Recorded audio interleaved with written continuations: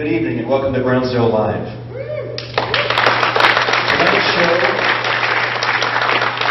Tonight's show is entitled Plan 10, the UFO Apocalypse.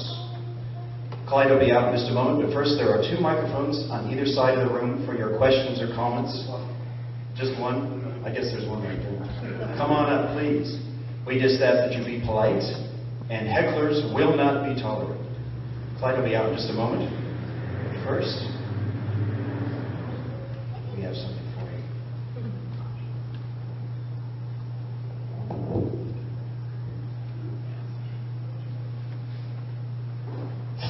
If you're watching this, the end has begun.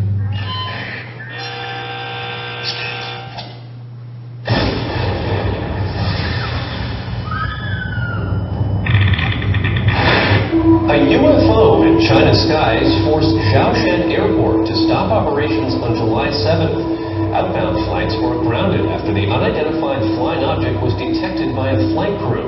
The incident has captured the attention of Chinese media. Theories about the UFO's identity are burning up on the internet as well. They include everything from a hidden U.S. bomber to an elaborate man-made hoax. For now, the UFO continues to be a mystery. A spokesman for China's Civil Aviation Administration confirmed to ABC News the matter is under investigation. Now,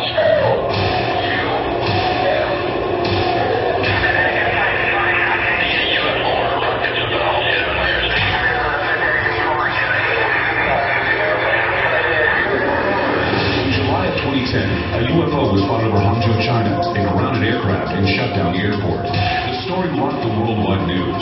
A month later, a confidential report was released citing Winston Churchill, a massive UFO cover-up during World War II, which involved a communique with then General Dwight David Eisenhower. Little by little, the stories of UFOs are revealing a pattern. They are part of some military collusion, and their presence threatens the core beliefs of Islam, Judaism, and Christianity.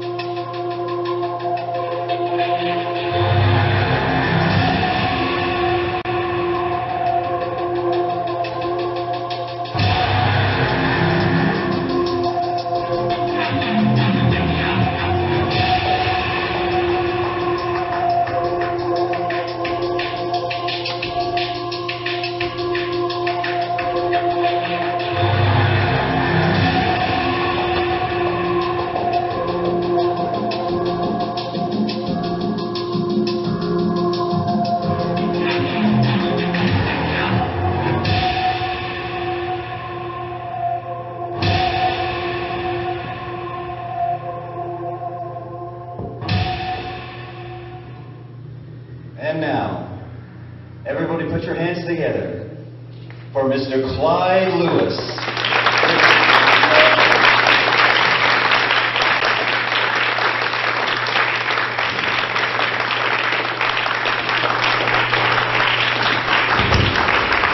Well, hello and welcome out.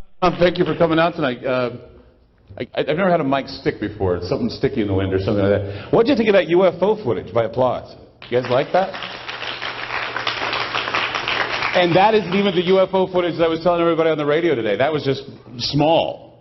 I mean, that's what inspired me to do this show tonight, was that Chinese UFO. Actually, it was in one of the Kyrgyzstan, or whatever, what stand it was, a banana stand. It was out. It was seen over China, scared the hell out of the Chinese, and they grounded the aircraft. They did everything. You guys bounced ahead one. Did you know that? Hold on, let me go back one. See. We just bounced it. Something up? You're standing in front of the projector. Oh, am I standing in front of the projector? Oh my God, look what's going on here. Hang on one second. Gotta go back, Space. It's not supposed to happen here. You're seeing things before they're supposed to happen. There we go. There we go. Okay. Better picture. What's that? Step into the camera area? Okay. Thank you. Thank you. We're getting everything under control. Thank you all for coming out tonight. I know that the traffic sucks, but you guys came out here, and you're going to be happy you did. Tonight, I have some very, very important things to share with you. And how many people have been to my other shows by applause? I've done a couple. And every time people come to my shows, they come out of here going, wow, I didn't know this is the way the world was. Well, I tell people all the time that what I do on my radio show is small compared to what I do at these shows. And if you've missed any of the previous shows, they're available out there for sale. Ground Zero TV. Mike Smith does them. Give him a hand for that. And we'd like to thank Richard Chase. A big round of applause for having us here tonight. ZeroPointRadio.com is listening in on us tonight. That's a good thing, too. I want to remind everybody that I'm going to be at Rockfest. I see some people, yeah. I'm going to be at Rockfest coming Sunday with Reed McClintock. He's in the audience, and I give him a hand. Reed McClintock is the guy who did the neurolinguistic programming show. Had everybody, counting wrong and doing all kinds of crazy stuff. We're going to be doing some more hypnosis and also some magic there at the fest. So if you see us at the tent, come on by, hang out with us. We're going to have a lot of fun where we're at. Tonight's show is Plan 10, the UFO apocalypse. I really believe that we here in the United States are about ready to experience something that's going to shake us. And the truth of the matter is that once it happens, and when it does happen, we will have to question whether or not it's real or fake. I'm the kind of guy that when I do shows like this, I take into consideration that, yes, these things can be faked and manufactured. I'm not a true believer, nor am I a true denier. I want people to know that there is information out there, and that you need to look at the information that's out there with an objective mind.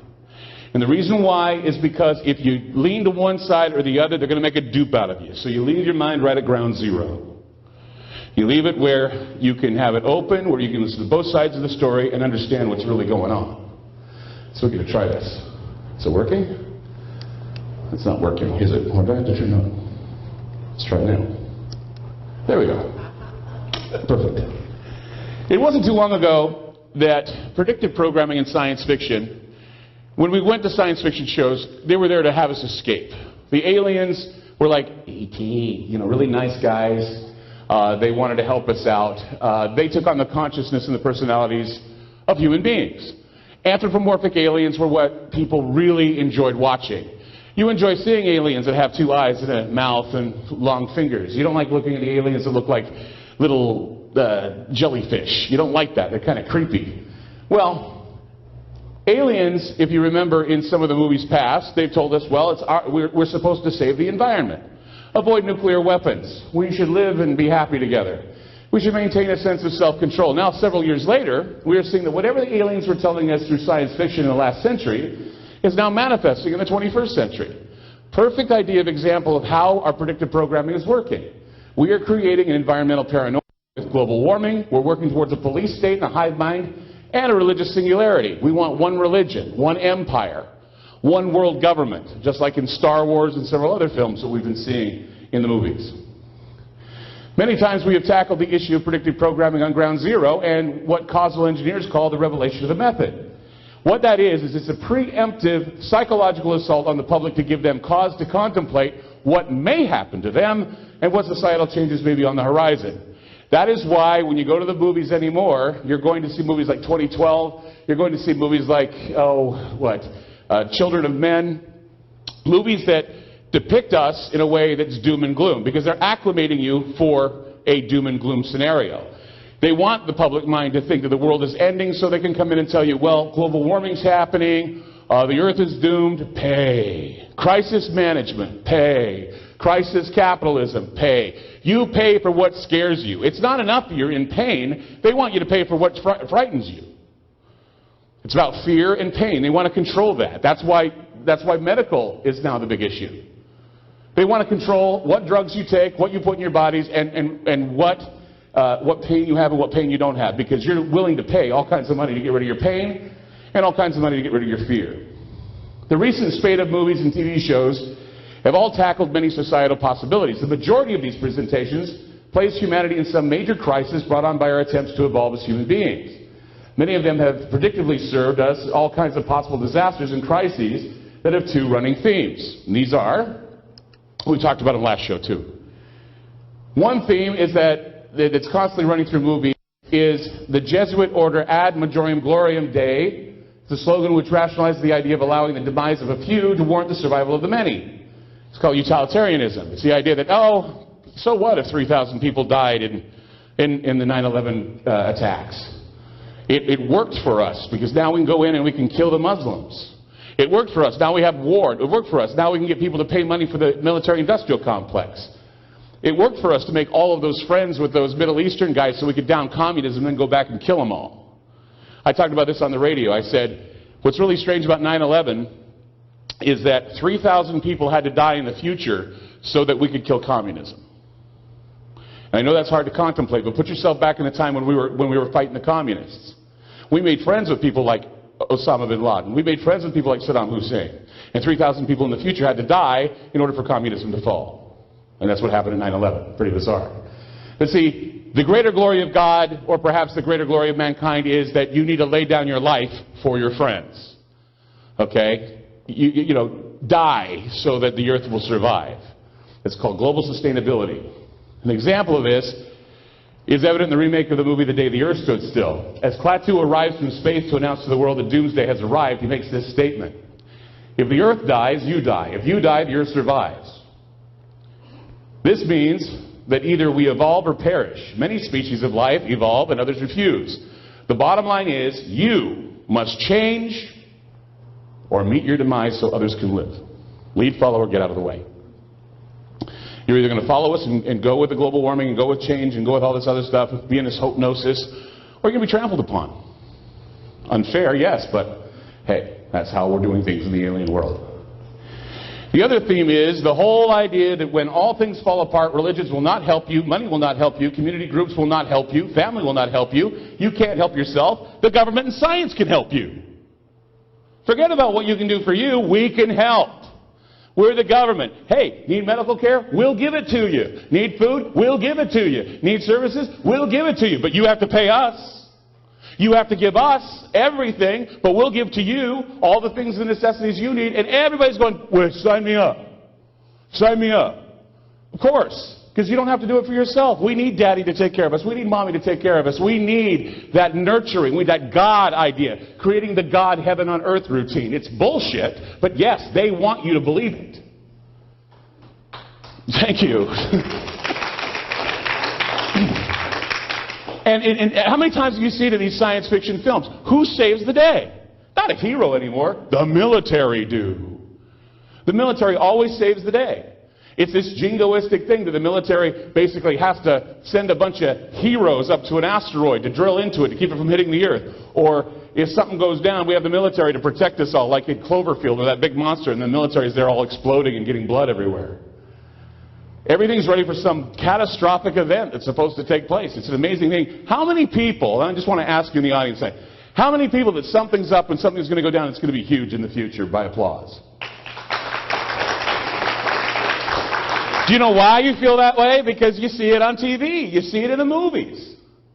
Because something inside of you is telling you something's going to go down. Something bigger than 9/11. 9/11 was the first part. The second part is what's next. And there's only a few things left that they can try to get you to follow and to do what they want. And one of them is Deus Ex Machina. God from heaven. The aliens coming down from the sky. Okay? And either it's real or it's fake. Now you have to decide whether it's real or fake. I can't tell you. I've experienced things in my life that I think are real, and I've seen things that I think are extraterrestrial. I'm not saying they're alien, but they're extraterrestrial. But see, this Deus Ex Machina theme, the theme is now part of the human existence. The idea that something's going to save us, something's going to intervene. God damn it, something better intervene or otherwise I'm screwed. Somebody better save me because I'm falling apart. Somebody better come down and save this earth. Oh, Jesus, save this earth. Please rapture me. Take me now. Nothing. Nothing. And it'll be nothing. It'll be nothing because people are so, on one hand, they are so into the idea of beaming aboard God's spaceship. But yet when you push them on, that's crazy. But they secretly think the rapture is going to happen tomorrow. And that's all the rapture is the idea of Jesus' spaceship coming down and taking you away, beaming you aboard, Mr. Spock. The idea of alien disclosure has been the overwhelming topic of discussion in many forums provided by late-night talk shows and writers of speculative fiction. Somewhere there seems to be this overwhelming idea that we are somehow on the brink of discovering that we are not alone. The alien reality, or the idea of the alien presence and acceptance of their arrival, has been demonstrated in movies like District 9. How many have seen District 9, the movie? Wasn't that amazing? Well, you know what's really weird is that the aliens were slaves to us in that film, which I thought was interesting. And then, of course, how many people have seen the television show V by applause? That's the one to watch, because that is full of all kinds of predictive programming. Memes, metaphors, synchronistic predictive programming. It's not accidental. From the simplest metaphor of the apple being consumed to the apple falling off on the head of Isaac Newton to the Apple computer, man has gained his ideas through intervention that can either be pre-planned or accidental. The cosmic enlightenment not only declares, to use a colorful metaphor, that shit happens, but that the shit that is happening according to some divine plan, it is revealed to everyone with eyes wide open and with the cunning tools of social engineering. We just happen to be the lucky ones to see shit happening right now. Thank God for that. I love watching stuff happen. People may not realize it, but the things we're seeing in science fiction now are intentionally being pumped into our minds so we will accept what is to come. We are beginning to realize that the lines are fading and we see religion treading into scientific territory and science drifting off into political religious subscience, and the mixture is suddenly creating a new metaphor or a new way of predicting the future. Science said there's potentiality in this, so it will happen. The future is now. Causal engineering and causal reversal. Perfect example of how the future basically designates or basically does and changes your present. And I've done this example before. That yes, the future does change the present. And the example is this. You're a man who sees this beautiful woman. You come up to her and you say, I think you're a beautiful woman. She looks at you and she says, yeah, okay. I'll tell you what. You think I'm so wonderful? Yeah, I do. You want to marry me? Sure. I'm stupid. But if you marry me, you got to do something. What's that? Well, you got to lose weight, cut your hair, and get a nice car and a nice house for me. Really? Yeah, I think you can have me. Sure. So the stupid guy goes and does all this stuff. Well, he has to change his his present, so he can marry some woman in the future that he hasn't even set a date with yet. That's how the future changes the present. And when you have somebody like Barack Obama, who has gotten the Nobel Peace Prize. Now, why did he get the Nobel Peace Prize? Anyone know why? No, he got it because they said he will potentially bring us peace. After he got his Nobel Peace Prize, what did he do? He put more troops in Afghanistan. And when he got it, does anybody remember what happened the day he got it? A UFO showed up in Norway. A strange light in the sky appeared. Turned out to be a huge spiraling, it looked like a huge wormhole opening up. Kind of a religious experience for everybody, wasn't it? Go ahead. But I think it's possible that they were just trying to manipulate and shame Obama into actually doing something right by saying, oh, how can you keep these troops in Iraq and Afghanistan if you hold the peace prize? I think that's what was going on. Do you really think that? Yeah, I think they were just trying to, I think... Do you think Obama has any shame? No, but they didn't know that. I mean, I think they were just hoping... Are they? You think they're that naive? Yeah, I think the Nobel... Oh, my God. Trying to manipulate him into doing something right, basically. Okay. That's what I think happened. All right. Give him a hand. Interesting. I never heard that before. I don't give him that much credit, to be honest.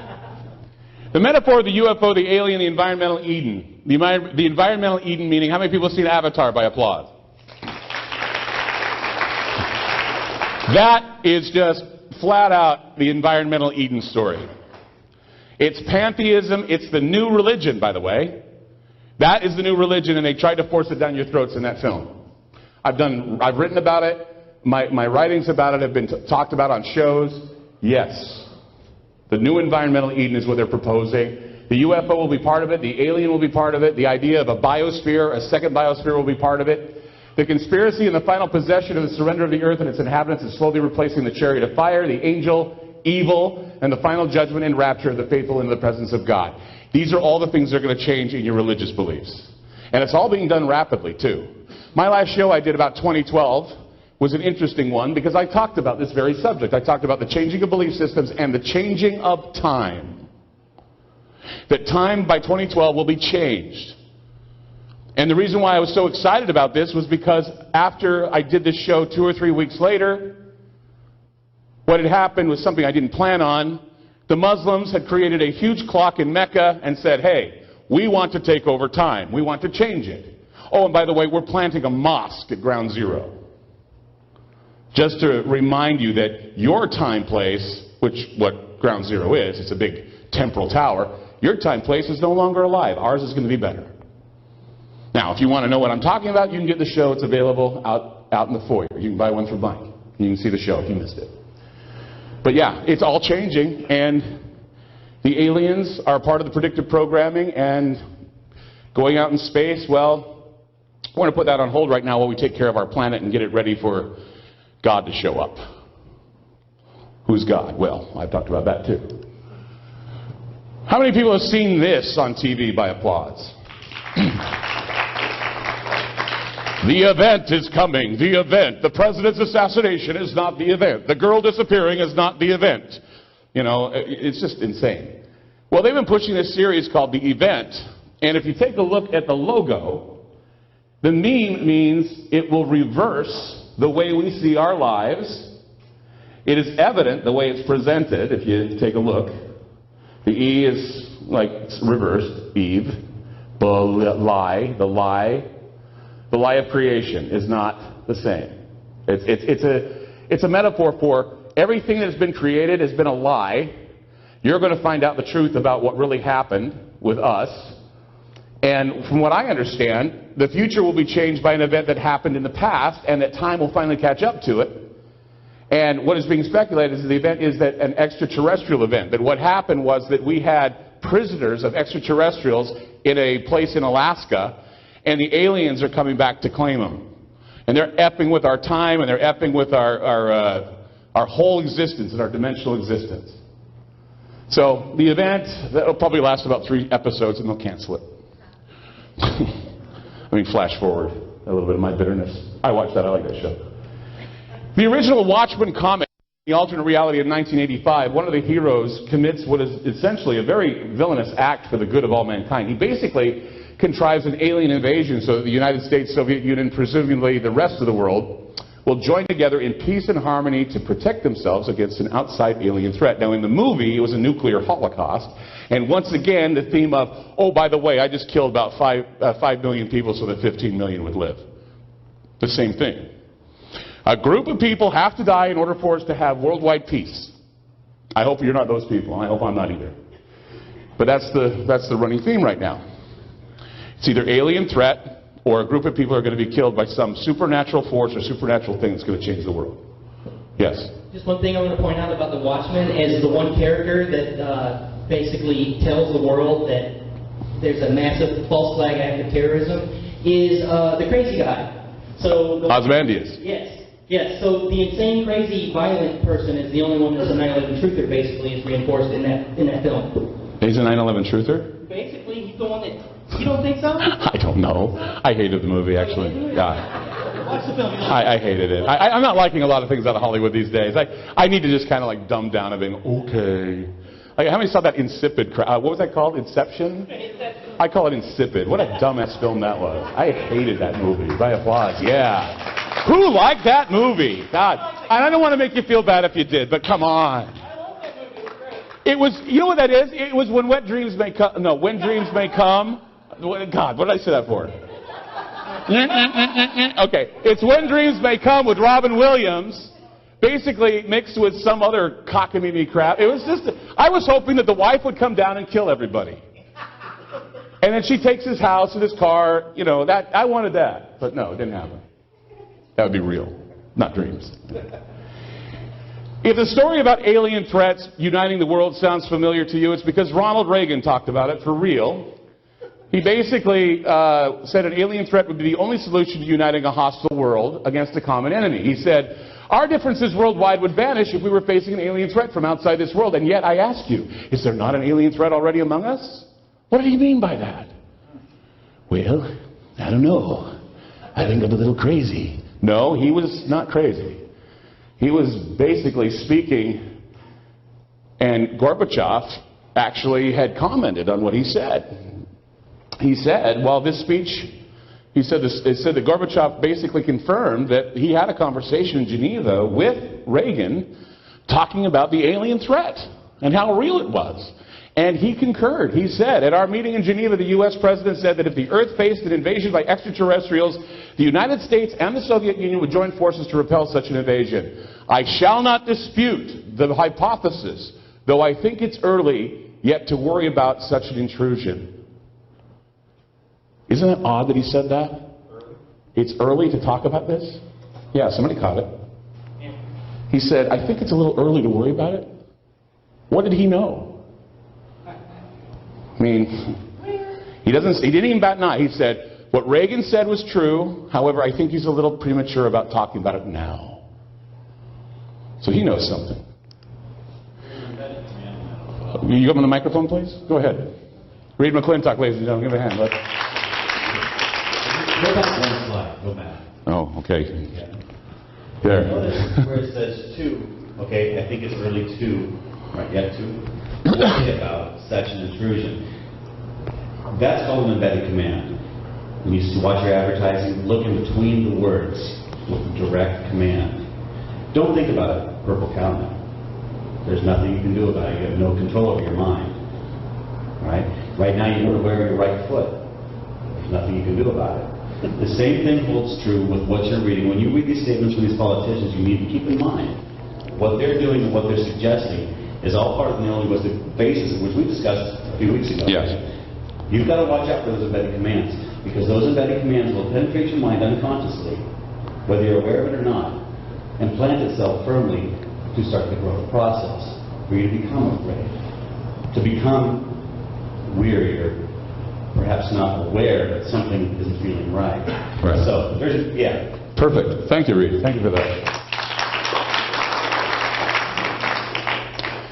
Gorbachev never said that the conversation was weird. He never said that it was out of the ordinary for Reagan to speak that way. He only just said, hey, funny he's talking about it now. Probably going to happen a long time from now, but not now. There have been numerous conspiracy theorists, most notably former naval officer William Cooper, who wrote the famed underground book, Behold the Pale Horse. Yeah, if you want to applaud him, he's dead, but he's a good man. He speculated that Reagan's speech was an expositional public debriefing to nudge the public towards wrapping their minds around the idea that a world government is a necessary response to an alien invasion scenario. Cooper went on to suggest that a fake alien invasion had been in the works by the U.S. government since the 1930s, and that even Orson Welles' War of the Worlds broadcast had been done as an experiment to see how the populace would react to such an event. Cooper hosted a radio talk show founded by the Constitution Party and predicted the gradual and pre-planned worldwide economic collapse, which we're experiencing now. Most of his predictions and the information has proven to be very accurate. He blew the lid off the Oklahoma City Federal Building bombing and the raids at Waco. He was lambasted by both Bill Clinton and Rush Limbaugh as the most dangerous talk show host in America. Most of what you know from the X-Files movie Fight the Future is based on his books. And before there was David Icke, there was Bill Cooper. And long before Alex Jones, there was Bill Cooper. I met Bill Cooper when I worked with Wolfgang Gossett, the man they now think is the notorious D.B. Cooper. I knew this guy.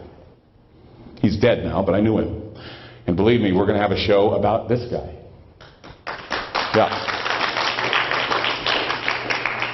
And we may even go on a hunt for this guy, because I'll tell you right now, after talking with the FBI and talking with Galen Cook, who's the man who's investigated Mr. Gossett, an old friend of mine, we think that he landed right here in the Kenton area, in the St. John's area. So we'll give you more on that as details arrive. William Cooper was eventually gunned down by police officers in front of his Arizona home. What did Cooper know? What were they trying to silence? Well, even at his most paranoid, he was probably as close to 100% truth. If you read his book and read his books, you see that a lot of things that have unraveled have happened, And you can see where a lot of the X-Files stories came from. They all came from Bill Cooper's Behold a Pale Horse.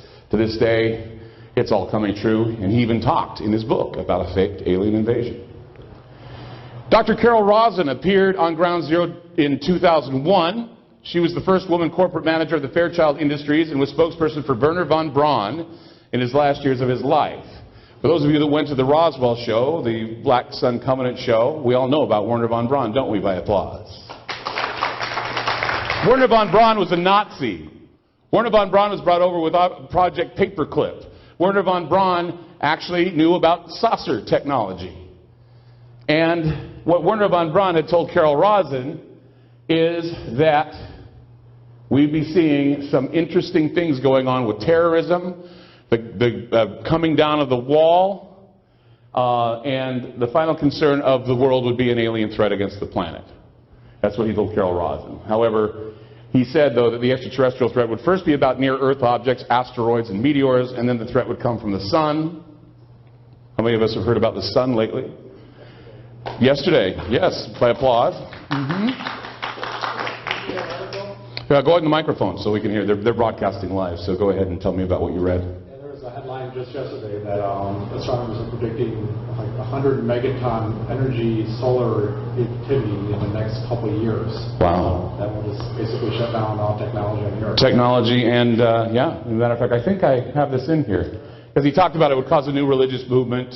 We'd be all fearful of aliens and meet your new pope. You know, here's the thing, too. Before you guys, think that a new religious movement can't be formed, you take a look at history and how these prophets, if you will, have used alien events or UFO events to their advantage. The year 593 BC, the early days of the Babylonian siege of Jerusalem, a man named Ezekiel witnessed a marvel in heaven, a wheel within a wheel spinning towards him. How many people have heard of Ezekiel's wheel? By applause. Yeah. After speaking with the strange-looking occupants of this flying wheel, he was given instructions on how to use the heavenly event for leverage against idol worshippers. He basically said, hey, I saw aliens. They told me to quit worshiping idols. Let's start a religion. Sure thing, man. We'll do it. Saul of Tarsus was a Roman who, after he was blinded by a large glowing object in the sky, changed his name to Paul and became Christianity's Roman evangelist. He's the guy that created the magical mystery Jew, Jesus Christ. I mean that with all love, because the truth is that Jesus never was a magical Jewish guy. He just used to be just some old poor beggar who was teaching the truth. Paul turned him into a god. Yeah, a lot of people agree with me. Paul had this alien experience that said, hey, God spoke to me, struck me blind, and now I'm going to preach his word because I can't see. I'll just talk a lot because I can't speak. I can't see anything. It changed the doctrine of Jesus. A lot of things in his epistles changed a lot of the doctrines of Jesus because he had some sort of a strange UFO encounter. Joseph Smith. How many people know of the Mormons? By applause. Oh, hiss. Mormons, well, Mormon girls, I'll tell you about them later. Joseph Smith, at age 14, claimed to have been visited by beings on numerous occasions. Smith told stories of encounters with angels, even God, and Jesus. His first vision was in a grove of trees where a bright light beamed down from the sky and told him to organize a new religion. Joseph Smith's encounters sound like a lot of alien abduction stories from today. Smith was visited by an entity that said he was an angel. He told Smith to dig up golden plates and translate them from Egyptian hieroglyphs. This translation eventually became the Book of Mormon. It's the foundation for the Mormon Church's beliefs. According to some accounts, the entity appeared to associates of Joseph Smith, and he appeared as a tall, walking white salamander. Who's smoking the dope?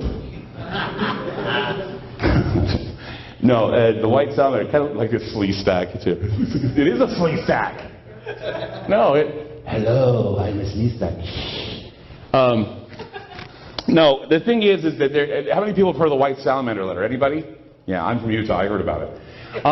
This guy went around bombing people because he didn't want anybody to know about this white salamander letter. But yeah, these guys wrote that when the angel turned away from them, it kind of looked like an alien because he had big black eyes and white face.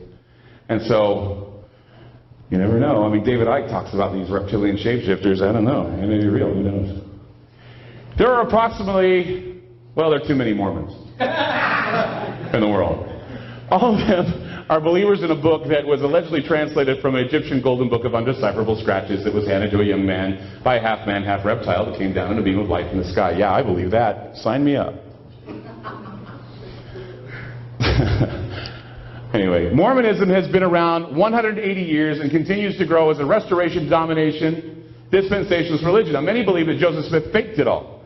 That it was easy nearly 200 years ago to manipulate people into believing that you can call down from heaven beings that can give you religion and wisdom. Well, the story is still believed by millions because of an organized effort to continue the story. When you have a big temple in Salt Lake City and you have all these people meeting together twice a year and you have all these nice little commercials making you feel all, pink and wonderful, yeah, you're going to believe anything. It's called predictive programming, and they do it well. Another religion that does it is called Scientology. Scientology, another religious philosophy that is rooted in the idea of alien beings or beings from heaven controlling your every move. This is Hollywood's religion. Yeah. And the new religion called Catholicism. You've heard of it, right? They believe that aliens exist now. You believe that? They burned people at the stake for talking about that a long time ago. Now it's real to them. And you know what? They have a nice little telescope pointed to the sky, looking right in the middle of heaven. And you know what they named the telescope? Lucifer. Yep, we got Lucifer looking for them there alien people. It's such a contradiction. And people are like, testicles, what is it, spectacles, wallet watch, what? Yeah, I mean, they're doing this genuflect, and they're immediately changing their views on aliens. And I was like going, well, the aliens are the demons. Well, okay. Your churches are looking for demons with a little telescope called Lucifer. Oh, it's crazy. Now, I love this graphic. I could watch this all day. It's from Jesus Camp, but we put a little lizard on the head of the woman. It's kind of fun. Yeah, you can applaud that. I like that. Let's watch it for a minute. Okay. Now, the question I have for you is, what if there was an organized effort? An organized effort to convince the world that alien threats exist, that Jesus is waiting to return again. Can anyone see the benefit of a government creating an extraterrestrial, paranormal, or Jesus-like experience? Can anybody see the benefit in that? Yeah, I can. Talk to the Mormons of the world. Talk to the Jehovah's Witnesses of the world. Talk to the people who've seen visions. Yeah, I see it. I see the advantages. I see the disadvantages, like Heaven's Gate. There's another disadvantage, okay? But it creates cult-like behaviors. It creates the idea that I must follow. And I can tell you right now that 80% of the United States believes that aliens are out there and they're ready to come down. I'll bet you that the majority of those people believe that the aliens are here to save us. I once again tell you, they're here to eat us. And they'll eat the fat ones like me first. No, somebody wants to say something. Oh my God. Hold on a second. Actually, probably the smartest human being alive right now, Stephen Hawking, actually said the same thing. So, right. I mean, that's pretty comfortable. Yeah, I mean, yeah, he said it in so many electronic words, but yes, the aliens are here to eat us. Okay. Yeah, they're here to eat us. No doubt in my mind. You look at you look at the Mayans. What did they do when the gods come down from heaven? They killed people. Because the alien gods were hungry. What were the altars in the times of the Jews? You think they were there because, somebody just decided they wanted to hibachi some lamb? No, they were there because they wanted to do human sacrifices. Abraham and Isaac. They wanted to kill. And then some angel comes down and says, I'm not hungry today. Oh, okay, I won't kill my son today. No, not today. No, I'm sorry. This stuff has been written about in your Bibles. This stuff has been written about, human sacrifice is all for the glory of saving the planet against an alien catastrophe. That's all it's been. Go ahead. The whole sacrifices in the Bible, that's the roots of necromancy, actually, if you think about it. Like, they burn people speaking of contradictions, okay, they burn people at the stake for necromancy, okay, but yet you read the Bible and they cast the entrails of animals, half of it on this side, half of it on that side, so God will appear in the smoke. It's the same stuff. Right. And so what they do is they take people to tall mountains and they sacrifice them in Machu Picchu. They take people to tall temple pyramid-like things in Mexico, and they take people in tall towers and they kill them there and burn them for God there too. Sure. And people believe in that. Yes, 9/11 was like the crucifixion. Like it or not. It was. Scary to think about it, but it was. Because as we move closer to 2012, that catastrophic due date, we're swirling around in the zeitgeist about being afraid of what's going to happen with 2012. And events are going to take place and we're all thinking, oh my God. Things that we've heard about that haven't really seen, but we're going to start seeing them. Things that are biblical. We've already seen biblical earthquakes and tsunamis. We've already seen those things. I mean, we'll hear about the pillars of fire, earthquakes, eclipses, planet collisions, visits from angels, demons, space elders, and of course the return of God. But we're hearing it already on the History Channel. If history's not talking about Hitler, they're talking about this shit. Right? It's the Hitler channel. Tonight on the Hitler Channel, aliens and Hitler. Tonight on the Hitler Channel, God and Hitler. It's all about Hitler. It's all about the supernatural and Hitler. Maybe I've been watching it too long. 79% of Christian Americans say that they believe that Jesus will return to earth soon. The sun will be darkened, the moon will lose its light, the stars of the sky will fall, and the powers of the heavens will be shaken, and then in their place a new brightness. Yeah, okay. The whole earth is going to see Jesus appear in a cloud with heavenly power and glory. And he's going to call out to people and say, come, come, come with me. Back up to Oz. Let's go. Come with me. You know, I don't think that. I think that what's going to happen is that Jesus is going to return again. And just so that he can test your faith, he's going to hire a group of telemarketers to call. Hello. Jesus has returned. I'm not interested. To test your faith. And those who listen to the telemarketers will go be with me. Something like that. Actually, in the Bible it says he comes down and kills everybody that he's pissed off at. That's what Jesus does. The majority of American Christians will tell you that the United States is a Christian nation formed with Christian values. That the Founding Fathers created a Constitution based on the Decalogue. That's the Ten Commandments. They claim that they knew the Bible to be the Word of God and took it quite literally. No, they didn't. They were all basically Masons and Satanists. That's the way it was. So with the philosophy that Ben Franklin was in the Hellfire Club. Look it up. I'm not lying. Okay. Everybody says, yes, yes. Some people know this. So with that philosophy, there would have to be somewhere in the Constitution, if we're a God-fearing nation, there's got to be somewhere in the Constitution that says, hey, if God shows up, we know all the significant words to say and all the secret handshakes. There isn't. So do we really believe that God's going to come back? Do we really believe that Jesus is going to come back? No. Because everybody's like taking for granted they're all going to go, oh, praise the Lord, praise the Lord. No, we're not going to. I don't think there's one person that if they look up in the sky and something weird's going on, they're going to go, I think it's Jesus up there. You sure? That was one of them UFOs. That's one of them UFOs. They're not Jesus. Yeah, I don't think so. If we use the logic of the Christian faithful, we have to have something set aside where when Jesus shows up or the great I Am shows up, we know how to welcome him. But we don't. I think our answer will be global thermonuclear war. Jesus will come in, basically sit with Obama and say, hey, I'm going to come back and I'm basically going to raise hell. What do you think, Barack? He's going to say, global thermonuclear war? I mean, that's the answer to everything, right? The truth is that there is no protocol because it is assumed that we are to come in contact with the returned Messiah or alien being with powers greater than ours and that we will submit to its wishes.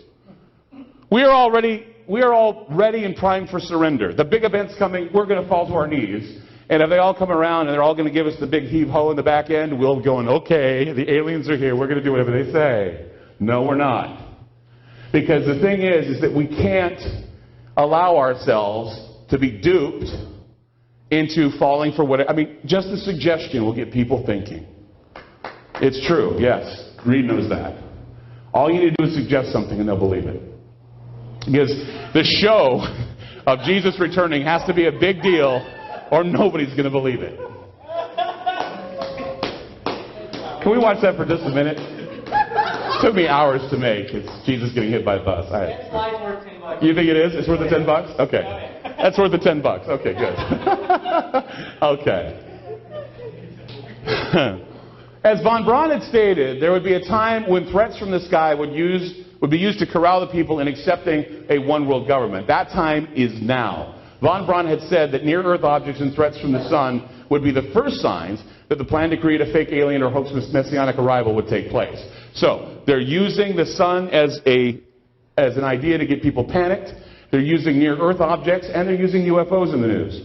The thing that's really interesting about what I'm talking about tonight is that how many people have noticed that UFOs are now not really laughed at in the news anymore by applause? They're not. They're not. And in fact, a lot of the times you see nothing but fear on the faces of people that are reporting the UFOs. They've been talking about the deep solar minimum, and they've been talking about how the sun quieted down, and you just heard from this gentleman here that the sun is going to explode on us, causing a huge magnetic tsunami. It's going to wipe out everything. And the aliens are going to come and save us, right? It's logical. Probably, who knows? These anomalies in space have been exploited politically, and also you see projected meaning into these events by astrologers and New Age people.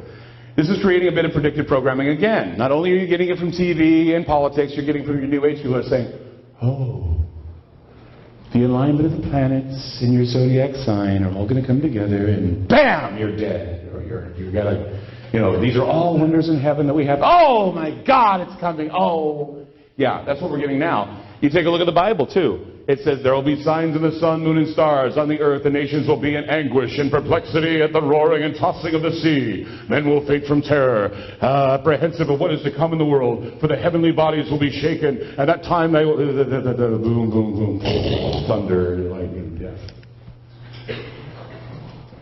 Jean Baudrillard was a philosopher. He's dead now, but he has said that what's happening now in postmodern culture is that our society has become so reliant on models and maps that we've lost all contact with the real world that has preceded the map. Reality itself has begun merely to imitate the model, which now precedes and determines the real world. What he's getting at is this. We put more stock in signs and symbols than we do in reality. He believed that we live in a time of hyper-reality and that there needs to be a movement of hyper-skepticism where intellectuals stop legitimizing the notion that there is some ultimate truth behind symbolic appearances. Doing so enables the elite to manage public opinion easily. Take a look at this. These aren't touched photos. How many people paid attention to these photos when they voted? You probably really didn't notice it right off, but the more if you go back and look at all the photos of Obama, he has a halo around his face. Light is put on people so they're like ascending into heaven. It's all a trick. It's subtle. It's predictive programming. It's neurolinguistic and neurovisual. People praying. Look, they're praying to Obama. He's got a light coming down on him. He's the alien God that has been sent to save us all. That's the message it's sending. Take a look at the World Trade Center. You see the devil in the clouds? That's not photoshopped. That was put in the newspaper so that you could see it. The cross at Ground Zero. And then that. What does that remind you of? Iwo Jima. Very good. What else does it remind you of? The moon landing. Exactly. Hoisting the flag, representations of the same imagery over and over again to give you that idea that it's a religious place. Let's reinforce it again. What did Obama say about Ground Zero? It is indeed hallowed ground. Bullshit. It's a place where 3,000 people were murdered, but if we decide that we want to turn it into a religious experience, then you're just doomed.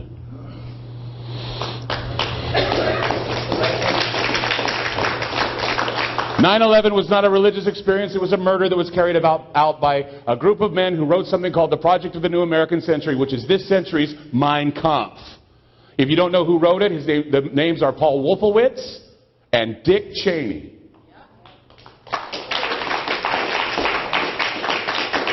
Hitler wrote something called Mein Kampf. He said that we should eliminate the Jews. They put him in jail for that. Do you think we're going to jail Dick Cheney and Paul Wolfowitz for writing that we need to have some sort of a new Pearl Harbor that will make people want to spend money on the military-industrial complex? Because it says so in that book. It says, how are we going to get people to buy into the idea that we need to have more war things made? Oh, we got to have another Pearl Harbor. Oh, it happened. Who's behind it? You can read about it in that book. For what? No, I haven't talked about that yet, but I will talk. I'm doing a show coming up called The Psychology of 9/11. That'll be the next show. We'll get right into who's behind it. Okay, we'll talk. Okay, good. As we now can see, the signs and symbols are more powerful than the reality. If the signs and symbols can be simulated or exploited, social engineers can control the masses through a series of simulated miracles. For example, we're building a mosque at Ground Zero. No, they're not. It's 2 blocks away. And in New York, last time I checked, 2 blocks is a mighty long way away from Ground Zero. right? Yeah. But see, we're so buying into the symbols of this son of a bitch that we're going to get angry because those Muslims are building a temple there. No. Oh, go ahead. And, you know, the microphone's there. If you want to say something, the microphone's there. What are you saying? On Manhattan Island alone, there's actually currently over 200 mosques as it is, and Manhattan's not very big at all. I mean, do you find it interesting that they're calling Project 51? What do you associate 51 with? Area 51. Or the number 6, Yeah, sure. Anyone want to figure out what that's about? Yeah, it's about the alien apocalypse. The UFO. Go ahead. Just want to share something I saw that really points out how silly this whole thing is. Seth MacFarlane, who is in charge of the show Family Guy, he tweeted yesterday, okay, I support the right of the Jedi to build a temple, but does it have to be so close to the ruins of the Death Star? Applaud him. That's beautiful. That's beautiful. You see, it's magic. They're doing this magical do job on your head. You know, I'm trying to break these belief systems that are dangerous, okay? They're doing a job on you. And if you buy into it, you're just like, you're setting yourself up for failure and doom. This is part of the UFO apocalypse. It's the idea that we're going to create an alien, we're going to create something to hate, we're going to create something to fight against. And then we use a lot of special effects and technologies to create a fake or some sort of a thing to fear. An alien, if you will. It doesn't even have to have big eyes and glowing face. John Ronson is a powerful writer, investigative journalist, and documentary filmmaker. He made the book, The Men Who Stare at Goats. It was also a film, an interesting movie, where he, in that book, revealed a lot of interesting things about psychological warfare and operations being carried out by the U.S. government, including the use of psychic warfare to assassinate people. That's why they had the Men Who Stare at Goats. They would stare at a goat until their heart exploded. And they all said, oh, that's witchcraft. We can't do that. Well, in 2007, Ronson reported on non-lethal technologies developed by the military, like the gay bomb. What the gay bomb would do is they would drop it on a group of Afghanistanis or Iraqis, and they would rip their clothes off and have sex with each other. Pretty gross. I wouldn't want to be there. He also discovered plans, and they do have that bomb, by the way. It's called the gay bomb. He also discovered plans to use low-frequency infrasound weapons, which easily penetrates most buildings and vehicles and creates nausea, loss of bowel control, disorientation, vomiting, potential internal organ damage, and death. Those are the lethal weapons, or what they call the non-lethal weapons, the ones that make you basically crap your pants. Those are non-lethal. Go ahead. A funny little side note or a bit of trivia is that the actual ultrasonic weapon that makes you puke is called the Chundergat. I think that's hilarious. Oh, wow. He also wrote an article called Bees on the Battlefield and about other U.S. experiments. Ronson also reveals that the military is feverishly working on something called the Prophet Hologram. Now, it's a technology that projects the image of an ancient god over an enemy capital whose public communications have been seized and used against it in a massive psychological operation. What they have is they have a holographic weapon that creates God. And it's convincing. Here's a guy that created the same thing. He wanted to create a throne and project it over the mosque at Al-Aqsa. He used lasers and a blimp to basically create the throne of God over the Temple Mount. Very convincing. It's a big old hologram. They also have a patent right now in a 3D holographic display that can be used where what they do is they aerosolize the air with trails, and then they can project onto the trails an image of anything like an alien or a god or whatever, and they use these trails to project. So for all you chemtrail fans out there, there's a reason for having chemtrails, because they want to create a screen in the sky that they can project whatever they want. Here's taken from Air Force 2025, the idea of being able to project more aircraft in the air, have one aircraft and then project 4 others behind it, so it looks like a whole army are coming after you rather than just one plane. Now, imagine using this technology to simulate an alien attack. In fact, it really wouldn't take much or anything sophisticated to get people to believe. In fact, all they need is a few lights in the sky, and bam, we've got an instant experience. In September of 1977, during the Joint Attack Weapon Systems test at Fort Benning, Georgia, the entire base witnessed a UFO invasion. As many as 1,300 troops were involved in the event. Most were left with severe psychological trauma and missing time gaps. The event has been called the Incident at Fort Benning. You can read about it. It's real. A soldier who called himself Cypher was on our show talking about it. He said there was a huge PSYOP simulation and a number of people were killed. They crashed a helicopter thinking they were being attacked by aliens and flying saucers. It turned out to be one big holographic, and they used drugs on people to get them to hallucinate. It was an amazing thing. On March 13th, 1997, a mile-long triangular-shaped UFO was seen over Phoenix. This was known as the Phoenix Lights. Anybody remember when this happened by applause?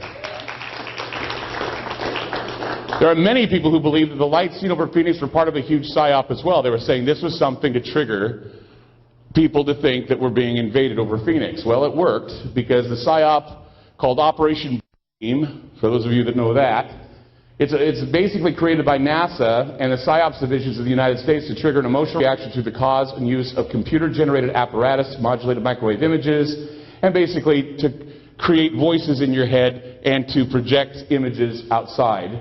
The image of the UFO seen entirely over the city of Phoenix, Arizona, got all types of press and all types of reactions.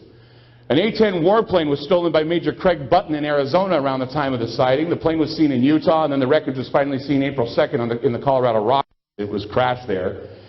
Button was alarmed by a number of things. In fact, there were 2 500-pound bombs on the plane that they've never found. The plane was fully loaded, and he crashed the plane. Find the bombs, and his trainer died in a plane crash 2 weeks later. A lot of people speculated it was because he had problems with his girlfriend, but a lot of people also say that he was using the plane because he had heard there was some sort of alien invasion going on. Now, you got to put yourself in that time. It was 1997. Hale-Bopp comet was in the sky. It was being followed by something, some strange light behind it, and a lot of people were talking about these lights over Phoenix. This was the result of what happened. Not only did we have A-10s being hijacked, we had 39 people commit suicide at Heaven's Gate in Rancho Santa Fe.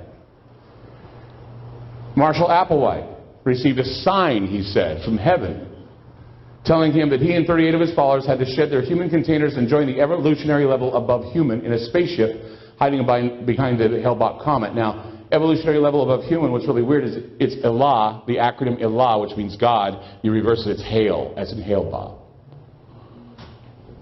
It was a PSYOP. There's no doubt in my mind. 3 members of the Heaven's Gate Away team worked for Advanced Development Group, or ADG, a company that developed computer-based instruction U.S. Army ADG DARPA technologies used to monitor people and to create the very things we're talking about right here. Fake UFO attacks. And the Earth Battalion and the groups that were available, the PSYOP group that was talked about by Ronson and others, they were actually involved in remote viewing, ESP, simulated extraterrestrial drills, holographic technologies, and all the other PSYOPs and disinformation about also 9/11. So, the Heaven's Gate cult was involved with creating computer technologies that were used to simulate alien attacks. And yet they were fooled and followed this guy to their deaths. Lee Johnson was a member of a Utah rock group called Dharma Combat. I knew him, and I knew the people that did the band. He was a Heaven's Gate Away team member and committed suicide with the cult members. After his death, the surviving members of the band released an EP that featured a song called Meslim. It was written by Johnson. The song featured some odd lyrics about a possible attempt by the U.S. government to stage an alien threat. What did he know, and why did he, in the 38 followers of Heaven's Gate, believe that there was an alien spaceship following Hale-Bopp? Well, they fell for a drill or an exercise, and that's why it happened to them. Jacques Vallée wrote a book called Messengers of Deception, where he revealed that groups like Heaven's Gate and the Raelians, and things like Aliens Autopsy, are all linked to military intelligence, because what that does is it puts the image in your head. How many people have seen the Alien Autopsy by applause? A lot of people have. You realize that image is in your subconscious and it's never going to go away. You sat through, and they showed that thing like what, 3 or 4 times on Fox? That image is in your subconscious and it's not going away. The idea of an alien being cut up on national television. And whether it's real or fake, and they say it's fake, it's still an image that's not going away. It's with you, and it's in you, and they wanted you to see that. There's a lot of psychological operations going on. How many people have been on YouTube and have seen all of these UFO videos? Did anybody see them online? Anybody look at them? A lot of them are really, yeah. In fact, finding video tonight was very hard for me because there's a lot of stuff out there that's just fake and hoax. It's just hoaxed. You can take a projection system and create a fake dancing Jesus and a fake dancing alien or whatever, but in order to get you to really believe in it, you have to have it fixed in your head, right? You have to hear the voice of God. You have to feel His presence. You can't just do it with a projection system. Well, they have a huge soundtrack now that they can impress you. Take a look at this. This is from a military news site. The death ray has been replaced by the voice of God. LRAD systems have been invented now, and LRAD beam originally used to emit loud sound can now be used to get you to think that God's arrived. With vision in the sky and words in your head, low frequencies, ELF, this could be a reality tomorrow. Jesus, God, whoever, He appears in the sky, you look up and soon you hear, I am Alpha and Omega, your knee shall bow, your tongue shall confess. Soldiers are rounding up people saying, you must go to God. Well, it can't be real, and it probably isn't, because you take a look at these things. These are what they use, the military can use to get you to fall on the ground, feel your skin burn, and obey the Word of God, right there. Or aliens, depending on how you look at it. Here's a billboard. It was a billboard for Paranormal State. When anybody got next to it, they could hear voices in their head. They didn't even need speakers. They had a YouTube, yeah? Yeah, you could actually hear it. In your head, yeah, you can. I'm not kidding. She knows. She's seen it on video. I saw it on video too. It's amazing. They actually, people could hear voices in their head when they walked past the billboard. It's because they were using really low frequency to get into your head and make it work. It's the same thing they're going to do if they want to fake an alien or God attack. Like, attack from God. God's attacking. Now, these same technologies may have been used on the Guantanamo prisoners. And the reason why I know this is because I was reading an article about a guy named Abu Zubaydah. They went after him and they waterboarded him, and he didn't give any information. He was not going to talk. He was waterboarded and everything else. Next day, Zubaydah walks in and he says, hey, guess what? Allah came to me last night and told me I should cooperate with you. Huh? Allah came in and said, hey, you should cooperate with these guys. Don't believe it. I have a feeling that they used that kind of technology on him. They created Allah. Allah came to him and said, hey, cooperate with the Americans. Okay. Allah said so. Is it the same Allah that everybody else believes? Probably not. Richard Hoagland. How many people know who Richard Hoagland is by applause? Some of you. He's the guy that said there was a face on Mars. Well, Hoagland now is saying that he believes that people who are into the idea of disclosing the reality of aliens are pretty naive. Because what's going to happen is that the government's going to control that information about aliens and everything else. So what they can do is, with all the information they know about aliens, they can fake an alien attack. They can issue an extraterrestrial crisis in order to create a new world order. And Hoagland believes that Nazi technologies left over from World War II have been modified and reverse engineered to look like crap that we associate with aliens. People who attended my show about Roswell know about this, don't you, by applause? Yeah. By the way, it's available if you want to buy it. It's good.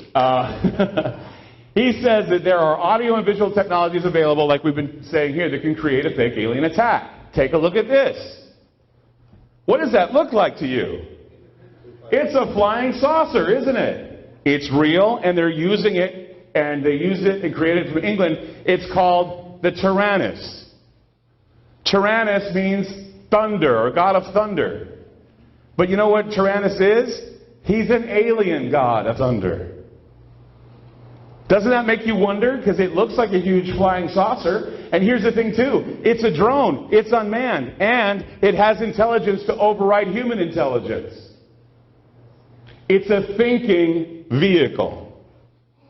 And if it decides it wants to kill you, you have 10 seconds to comply. I'm Ed 209. It's the same thing, man. Don't F with Ed 209. He's right there. Alien technology, right there. And they're using it now. And if nobody knew different, it would be an alien attack, because it has no pilot and it works on its own. It will override human commands. This is a holographic image of an angel that was demonstrated during a fashion show in Milan. Looks like a ghost, doesn't it? Yeah. They used a hologram during the election, last election. Woman standing in the middle of the studio that wasn't there. Holographic image, looked real. This is the fog screen hologram I was talking about. A huge dinosaur in China. Just rises up out of nowhere. And there goes the screen. Holy hell. Thank you. Nice catch. Give him a hand for that. Big wind just came in. Boy, that was cool. It missed me. We can close the door, I guess, but everybody will pass out. We have the fans on. That's okay. Thank you. Okay, let's go to the next screen. Here we have Jesus in the sky over Russia. They were alarmed when they saw Jesus on the cross above their heads. And then they were saying there was evidence of the blue beam technology that I've been talking about. Here is a red sky that was created over Nepal. That's not a touched photograph. The red sky, people woke up to a red sky. They thought they were living on Mars. They were scared to death. They didn't know what it was. Here's the hand of God. The Chanda X-ray Observatory, they just released this picture of the hand of God touching some nebula. It's just weird. They called it the hand of God because it looks like a hand coming out in space and touching. These religious symbols, they're using the predictive programming. Then they talk about domed objects in the sky over England. They're described as looking ghostly, more than extraterrestrial. Were they holographic? No one knows. But they have been asking you questions like, do you see the unusual lights in the sky? Now, I'm going to hell, ain't I? I don't know. A lot of this stuff that I'm talking about with the aliens and the apocalypse and the Bible, it's the idea of creating a fake God is all based on Christian paranoia. Because what they're saying is that what will happen is that if they create this alien God, he will basically tell you that all your religions are wrong and that you should follow, kind of like the Joseph Smith story in a way. It's some convoluted stuff that they're telling you is going to happen when they use this Project Bluebeam. And basically they're just going to change everything. But see, Baudrillard had said that if you create a simulacrum, it's never that which conceals the truth. It's the truth which conceals that there is no truth. The simulacrum is true. If a dinosaur was to come into this room right now and it was a simulated dinosaur, but yet it looked real to you and it looked real to me, what is it? It's a dinosaur. It's a dinosaur. Even if it's fake, it's a dinosaur. You understand what I'm saying here? It doesn't matter if it's fake or not. If you think it's what it is what it is.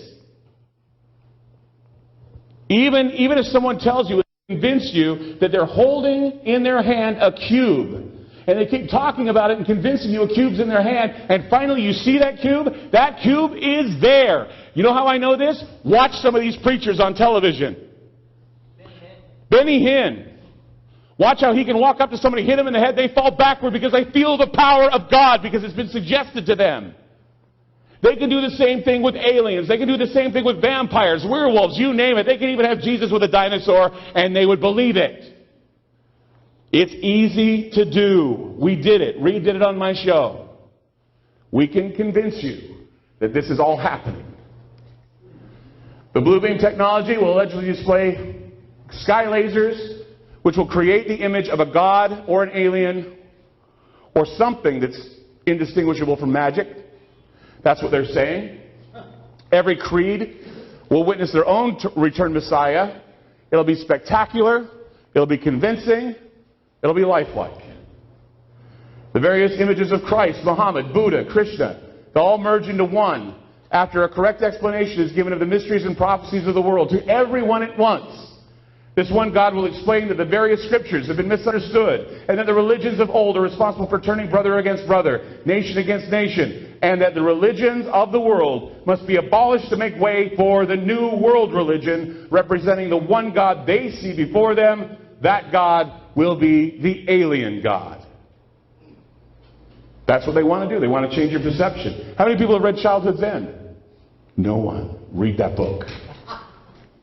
Read the book and you'll see what I mean, because Arthur Clarke said the same thing and he said it would be happening in the future.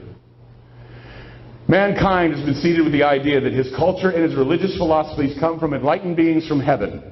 The fusing together of science and religion will give mankind a new way to look at the world. Man is set to begin the next step in his evolution, and this may be linked to a better understanding of what lies outside the confines of his own planet. There is, however, a great number of people who will attempt to begin the eschaton, which means the end of the world, or the end times, by using whatever means necessary to basically mold the world into a world of their liking, not of what the world really wants. As a fair and honest reporter, I have demonstrated to you how easy it is to fake an alien attack. How we can get scores of people to be brainwashed into believing in the smoke and mirrors that make alien attacks happen. That the entire world will confess and bow before an image that the controllers have created. However, there is another side of the story, and I'm going to get to that. We're going to take a 15-minute break. There is food upstairs. You can get some food and refreshments, and plenty of the videos downstairs, and some T-shirts available for $20. Go ahead and buy them. We'll see you in about 15 minutes. Thank you.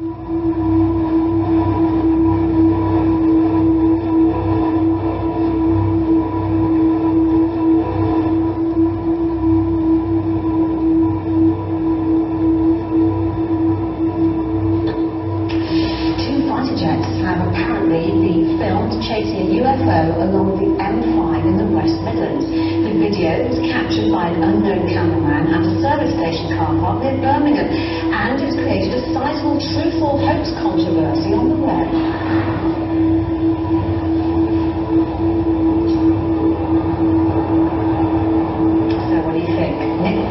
Worked for the MOD studying reported UFO sightings for 21 years.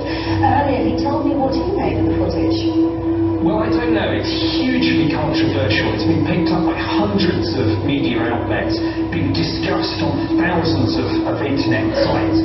Some people say it's a CGI fake, others say it's the real thing and there's an MOD cover-up. The MOD have refused to comment on this, even to say that it's a fake. Why do you think that is? Well, that's the most interesting part of this whole story, I think. If this was a fake, MOD could have killed the story in an instant just by saying, look, we don't think this is real. But they didn't say that, so that's fueling the conspiracy theories. Because jets are scrambled, if there's a potential threat, could this be a security breach? Well, any incursion into British airspace by an uncorrelated target, if the radar operator assumes that it's genuine, we need to know what it is. So, jets do get scrambled, and sometimes jets do get scrambled in response to UFO sightings. In your years working at the MOD, you've been convinced that there's something in UFOs. Why is that? Well, I think while most of them can be explained as misidentifications, we had numerous cases where these things were seen by pilots, tracked on radar, performing extraordinary speeds and maneuvers. And we weren't saying these were aliens, but we were saying whatever they are, there are serious defence, national security and air safety issues here. Actually, what's your take on this particular instance? I really don't know. It's a 50-50 call, but these sorts of things seem to be on the increase, so I think it's worth a look. Nick Pope, thanks for your time.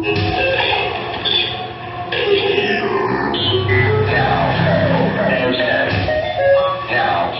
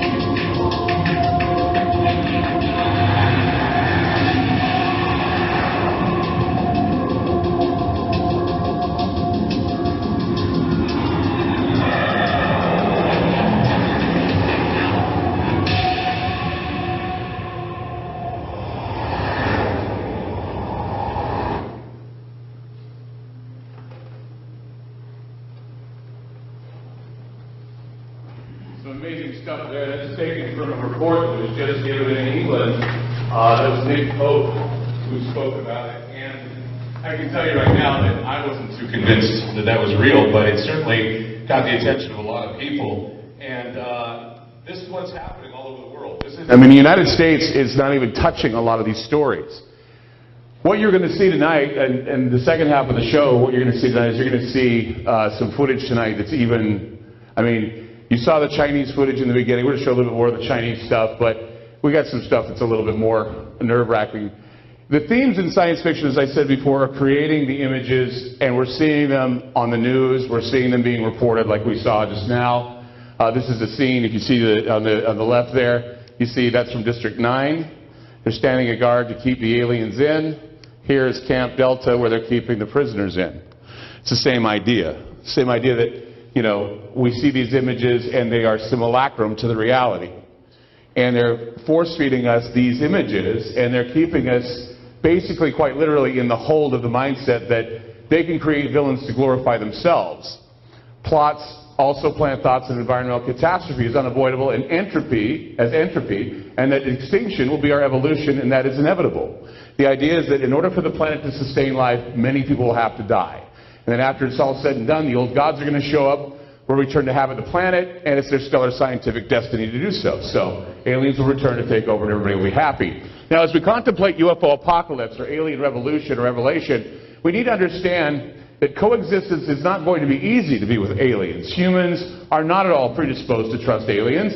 Humans have hard enough time trusting each other, and we need to stop and ponder the true impact such disclosure would have on the world. We are inching closer to the revelation of the alien presence on Earth, and maybe they're here to save it. They were here to save us at one time, but now they're not. We have mixed the substance up. We have hybridized everything. In fact, many people believe that we're in collusion with the aliens. It's become an awful mistake. We now have their technologies. We're using them. People are seeing them. We're having the news. And basically, religion and science are going to have to embrace the aliens whether we like it or not, even if they're fake, as we said before. But you never know.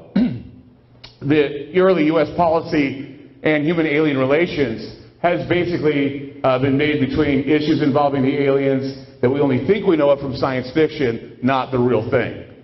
What I'm saying is that we have decided that aliens are a certain way. We're not going to pay attention unless they're the same way. And in my opinion, and I want to point this out, there are two videos that are available out there, out in the foyer. One is called Objective Alien Disclosure, and the other one is the show that I did about Roswell. Combining the two shows together, you can get fully aware of what's happening, and so they're available for $15. The videos themselves, the double set, are $15 tonight. If you want to pick them up, you'll be able to pick up and figure out what has happened and why aliens, the reality, and alien science fiction are two different things. The anthropomorphic alien, everybody wants to trust. The Nordic alien, everybody wants to trust. But they're hostile. They have to be hostile because they have to protect themselves. They're not here to save us. They're here to fool us into becoming their slaves. You know, everybody seems to think the disclosure is going to be great because the Nordic blonde supermen and women who have a leash on either an alien gray or some sort of a chupacabra is going to come down and say, this is all the truth that we have to give you. No. You know, we're coming down here, we're going to eliminate greenhouse gases. No, they're not. Even in Star Trek, some of the most human-looking aliens have agendas, and we have our agendas. So how are we going to coexist? It's going to be difficult unless we either embrace all of what they have to say or reject it entirely. And in my opinion, if it all goes down the way we've read about in science fiction, I would be highly suspect of it. I would be very suspect of it, because I think that it's not going to happen the way we think it's going to happen.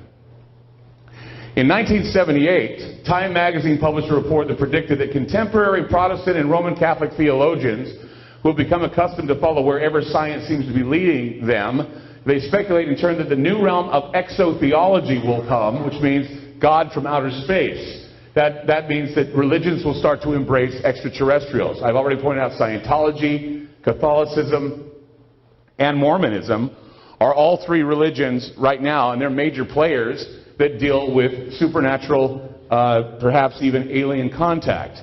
In fact, a lot of people about the Mormon religion don't understand that they're actually, the show Battlestar Galactica is based on Mormon doctrine. I don't know if anybody knew that, but it is. Glenn Larson, the man who wrote Battlestar Galactica, was a Mormon, and a lot of the names, like Adama and some of the other names, are all based on Mormon characters.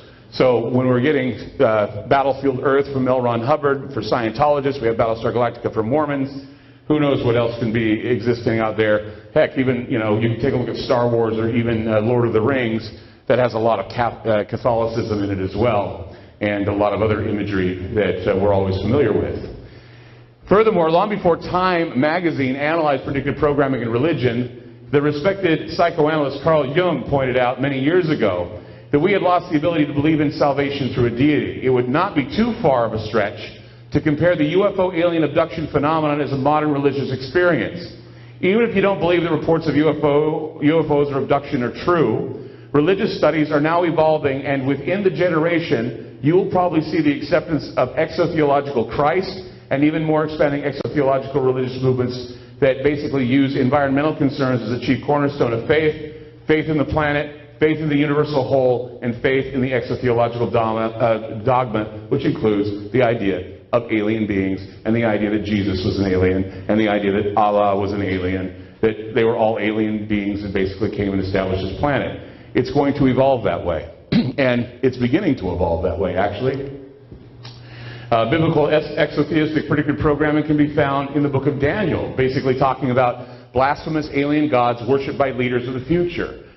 They call them the gods of fortresses, or the gods of Mars. Mars is fortress. It's Baal. It's the idea that there will be a time where the leaders of the world will fall to their knees and worship gods of the air, or the gods of fortresses, literally alien gods, which they will acknowledge, and they will basically have them rule. So you'll have an alien type of apocalypse happening where they will convince us that something greater and more powerful awaits us out in space.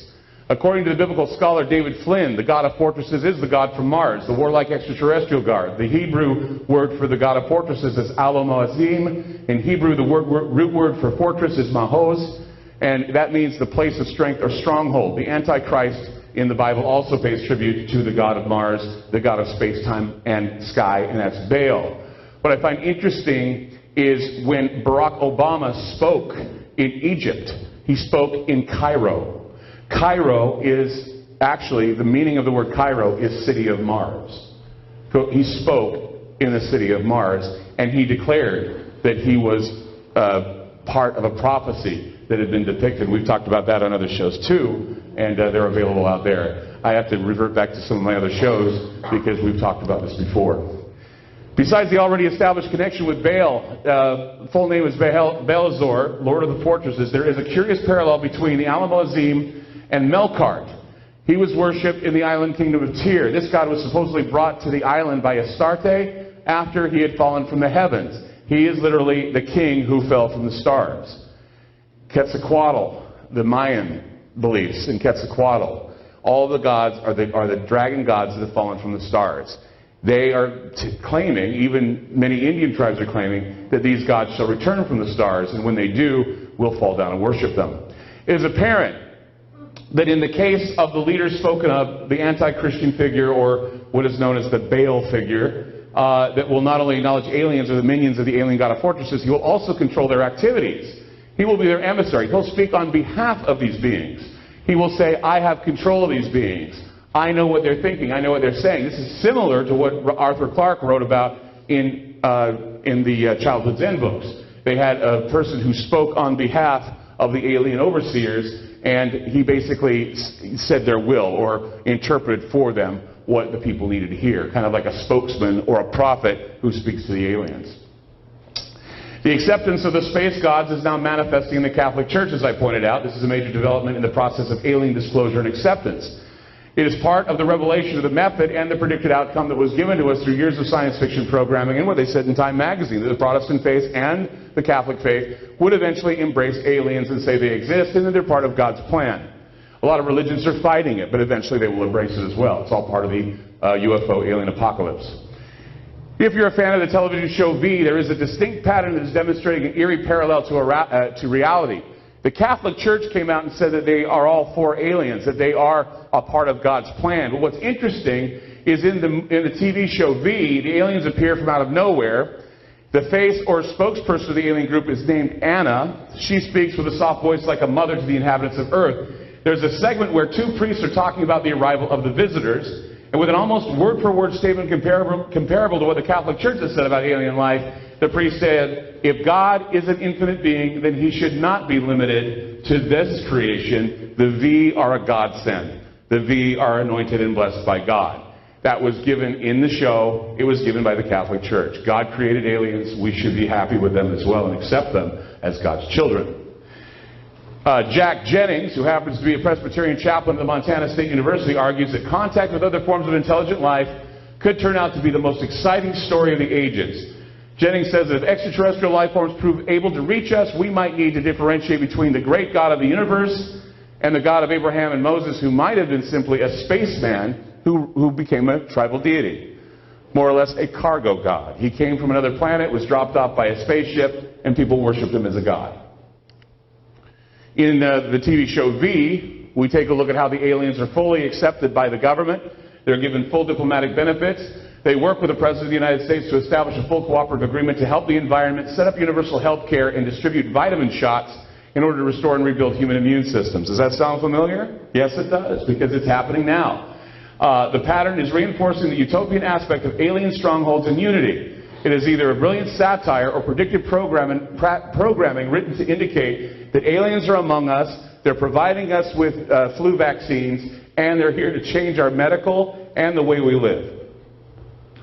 People are looking at what is going on right now with the change and the hypnosis and everything that we're under as an alien threat. This is your alien threat, and you're witnessing it now. Depends on how you look at it.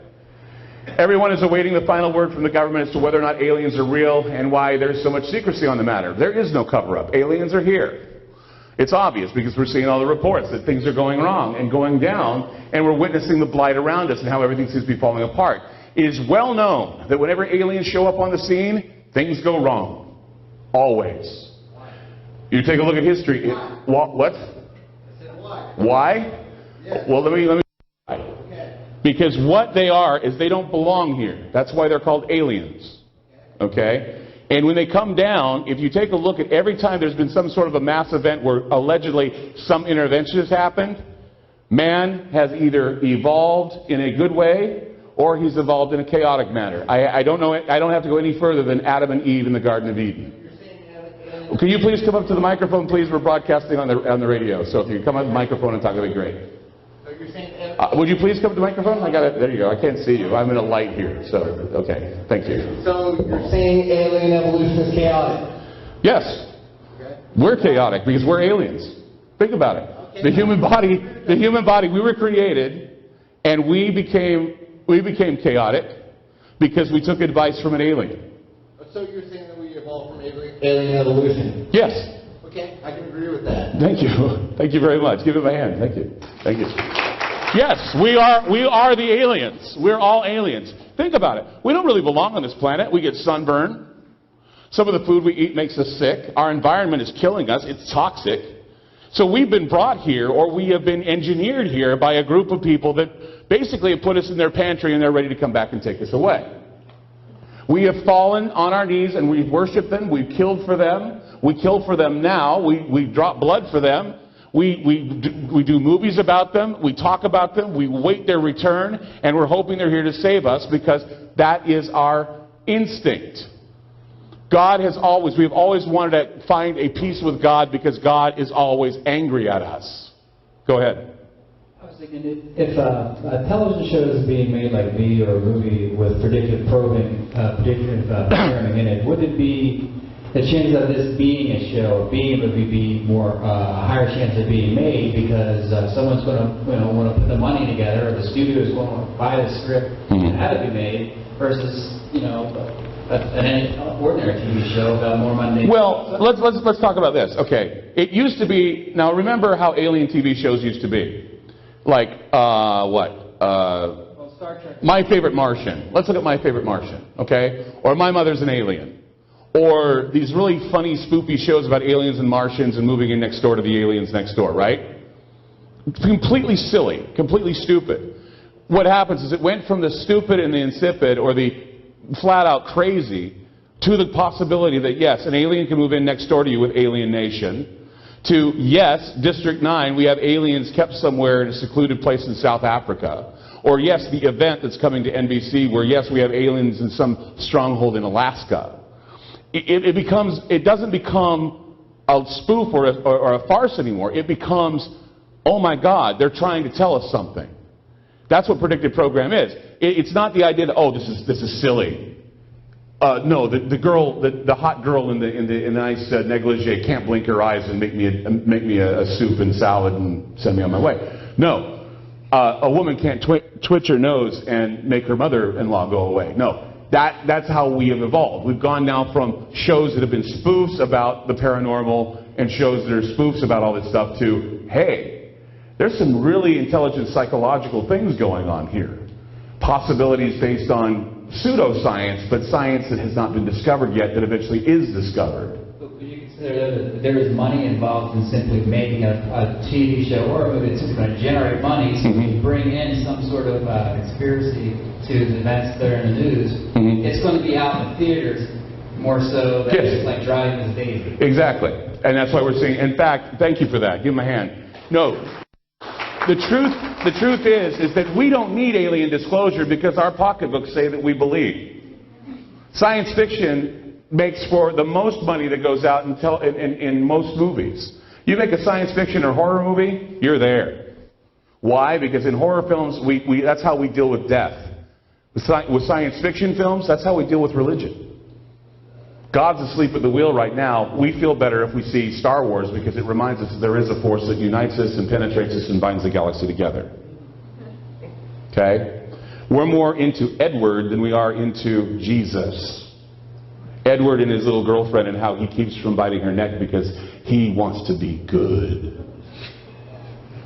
These are metaphors that are playing with everybody's heads, and people are buying into them because this is the way we are. Because there is a spiritual bankruptcy out there. There's a spiritual need and want for something that is more than Jesus and the 12 apostles. And you're looking at them. They're aliens. Look at E.T. and Michelangelo. It's the same thing. Touch the finger of the higher power.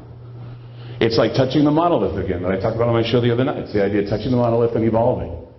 You may not believe in aliens, or you may. But it's evident that space agencies around the world do. Hollywood does. The military does. NASA does, even though they tell you they don't. They have black ops organizations that have sensitive information that they've kept from the American people regarding strange anomalous activities in space. It's getting to the point where NASA can no longer hide the fact that aliens are out there. NASA's finding it harder to hide the truth, and they're finding it harder to hide the fact that the solar system is going through some abrupt changes right now. And we heard about them tonight. There's been a surge of UFO sightings since the year 2000. The national media has been doing reports on the sightings, but of course some media outlets still tend to ridicule the witnesses as whack jobs are delusional. However, worldwide the attitude has changed, and there have been many occasions where the media has been caught off guard reporting typical stories and accidentally recording UFO events. And these events have been so dramatic that even the reporters are at a loss to describe what is happening. There was a time that I was interviewed by a Colorado radio station because I was watching a morning news show in Colorado, and I witnessed reporters watching something come out of the sky and explode in midair. I called the television station immediately, and immediately I said, hey, something like a rocket or something has just exploded on your TV. I actually long-distance called. I saw it on the internet, and I long-distance called these people. And they put me on the radio show to talk about it, but they were completely, I mean, it's one of the greatest things ever. You hear this guy going, and traffic this morning, oh my God, what is that? And he's completely blown away. He doesn't know what he's saying. It's just an anomaly in space, and he freaks out. The large UFO spotted over Hangzhou, China. Aviation authorities grounded aircraft and went on alert. Several people from the city reported that they saw an object full of light for a few moments, and then it went away in a flash. People snapped photos of the unidentified craft, and many of those photos show quite clearly a flying platform with lights. And finally, the American mainstream media saw clear photos of a video of the daylight UFO, and it was the beginning of more to come. That is what they caught. There were more angles of this UFO shot, about 16, 17 different angles of this UFO. It was in the sky for the longest time, and this is pretty dramatic in and of itself. This is probably one of the clearest pictures of a UFO ever, and no one knew what it was. It grounded aircraft in China. UFOs that we're seeing now are not typical Many of these aircraft appear to be highly advanced. Many have been seen near Air Force bases, flying what only be described as fleets. This is a fleet that was caught flying over Michigan. Notice how they're just vivid out there in the sky. Just amazing. I made a JPEG of it because I had the video. I made a JPEG of it.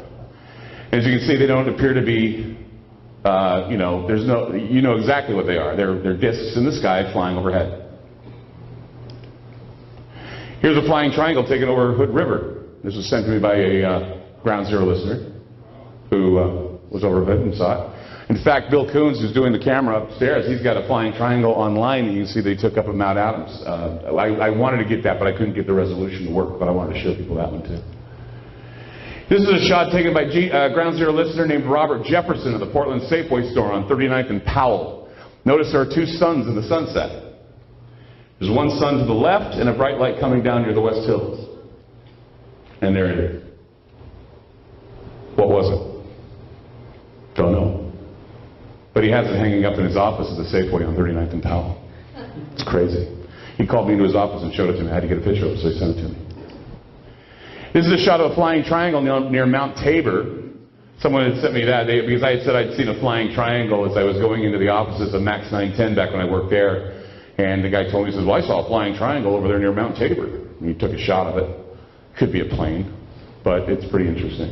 It's a nighttime shot. Nighttime shots are always iffy. I was saying it could be anything, but it was kind of interesting. I wrote an article for UFO magazine a while ago, and I indicated that many of the triangle sightings are actually experimental craft that have been technologically reversed from the times of World War II. As I said before, the videos talk about that, the ones that are on sale tonight. Some of the more stealth triangle craft are actually blimps that were on the drawing boards right here in Oregon. Other technologies have been classified by NASA Ames, NASA Dryden, Lockheed, Skunk Works, American Blimp Company, and a German company called Cargo Lifter Corporation. My article was in UFO magazine in 2001. It's called The Secret of the Black Triangle. And I was published with that, and it was really good. They really made the article look good for me. I was really happy with that. This is a actually a lap spade of a T-3B. It's an Astra. This is supposedly an experimental aircraft. This was shot flying over France. What's really weird about this craft, it was nighttime vision, and then this big bright light comes in the middle of it, and then it disappears into this cloaking ball of whatever. And it's the T-3B. You can look it up online. It's an amazing, amazing aircraft. This is Stephenville, Texas. Not 2008, a flying triangle was shot there. And that had been hovering around Stephenville, Texas for a long time. And so that made big news in Stephenville. In fact, a lot of people were being harassed by the government in that area, telling them they didn't see anything.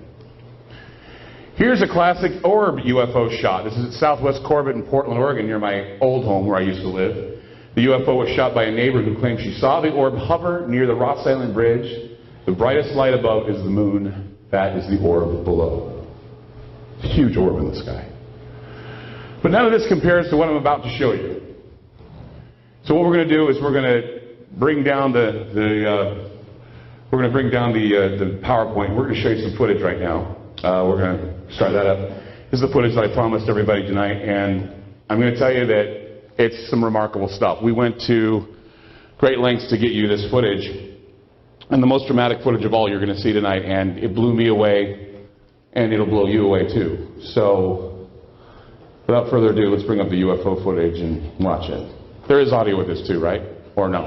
It's kind of a montage. In some of it? Okay, I just want to make sure. I haven't seen how he put it together, but I did gather it for him. It's amazing stuff. So here we go. Air France from Nice to London on January 28, 1994, your captain says he saw a UFO 1,000 feet long just outside your window. It seemed to be a huge flying disc. The now retired pilot is one of 14 men, mainly former government and military officials from 7 different countries, talking about their UFO experiences. It disappeared in about 10 to 20 seconds. This conference took place in Washington, and the cast of characters was almost strangely, well, conventional. One of the believers, former governor of Arizona, Mike Symington. I saw something that defied logic and challenged by reality. During a visit to Phoenix, Symington described to me what he saw. If you had been here 10 years ago and standing out here and looking up there at the lights and the view, you would have been astounded. You would have been amazed. The so-called Phoenix lights were seen by many people in 1997. Skeptics say they were military aircraft or flares, but not the former governor. It was probably some form of an alien spacecraft. Lots of agreement on this panel. This retired Iranian Air Force pilot said he saw a UFO while flying. It looked similar to a star, but bigger and brighter. General Parviz Jafari says he tried to fire a missile, but much of his plane became inoperative. All the instrument was fluctuating, the radio had garbled even. I couldn't have communication with my pilot in my back seat. He was operating the radio. None of your equipment worked, your missiles didn't work. Do you think it's because this was an alien from another world? You're sure of that? Well, yeah, I'm sure. This retired U.S. Air Force sergeant stationed in England said he walked up to a UFO that landed in a forest. And maneuvered through the trees and shot off at an unbelievable rate of speed. A man running for president just said he saw a UFO. I did, and the rest of the account, it was unidentified flying object. So did the man who was president. I and about 25 others saw something in the air that changed colors and was round and came. Although Jimmy Carter says he doesn't think it was from another planet, most of these people differ on that point and want the FAA to investigate all these claims. But the FAA says that's not its job. We manage the aircraft that we're talking to. UFOs are called UFOs because they're unidentified, and we're not talking to them. And it's precisely because no one's talking that everybody here is trying harder to make them believe. Gary Tuchman, CNN, Washington. So there you go. That's the Really, the government in this country wants to release this information. Military intelligence does, because I know some of them, and I think they are watching what happens in terms of the public's reaction. UFOs buzzed the Capitol on July 19, 1962, and had General Sanford say that they're not ours and they're not Russian. We don't know what they are. They're real. They have discussed what to do about it. Vatican intelligence would really like to discuss it. That's the problem here. We need the government to reveal these files. These craft that have come here are now not UFOs. They're identified. People are way ahead of military intelligence.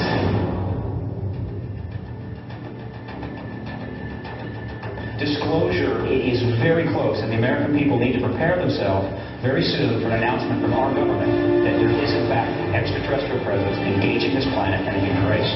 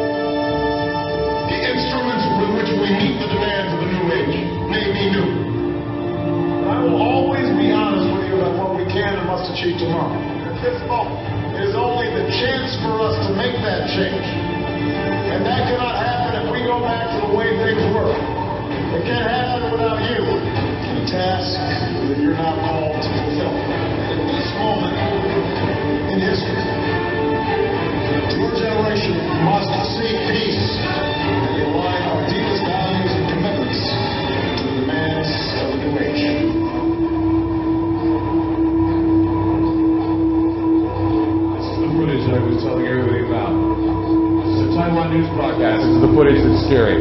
Take a look at what you're watching. What you are seeing here is a Taiwan news broadcast that happened just recently in July. Check it out. What's in the sky? There's a lightning flashes. Do you see that?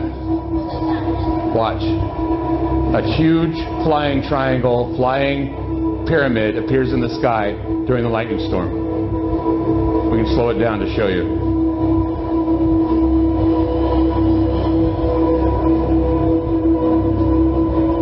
There it is. That is the most frightening thing I've ever seen in my whole career of doing this. And it's not a cloud either. Clouds don't form straight lines. They just don't.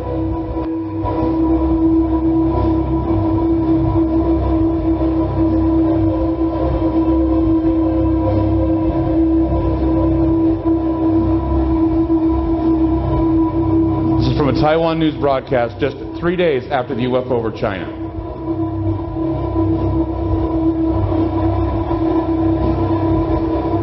And it moves too. If you look, if you're on the big screen, you really can't tell, but the thing does move across the sky very quickly to escape the lightning. It's an amazing shot.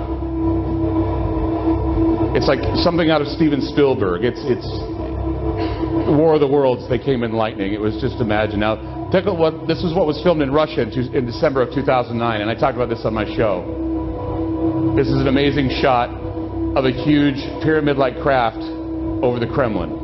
This is not a Photoshop. This is reality. In fact, it made the mainstream news in Russia. RT-TV talked about it. There's a reverse polarity, so you can see that it's a real triangular craft hovering above the Kremlin. There's the video of it hovering.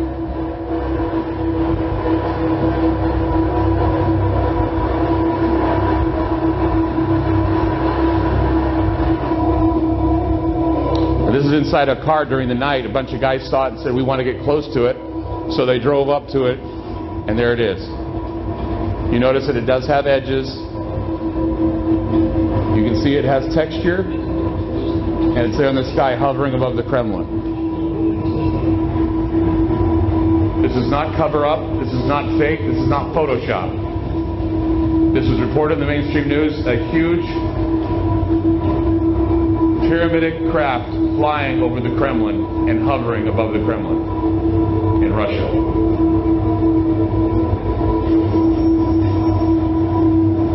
I think this was taken at like 4 in the morning. They wanted to drive up near it, and there it was hovering above the spires at night.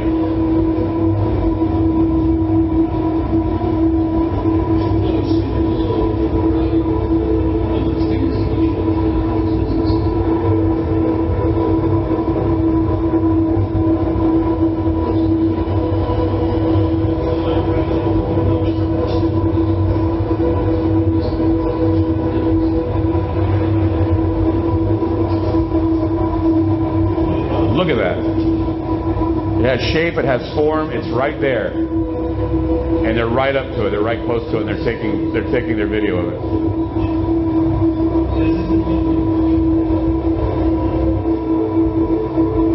This is the Chinese UFO again. Actually, another Chinese UFO.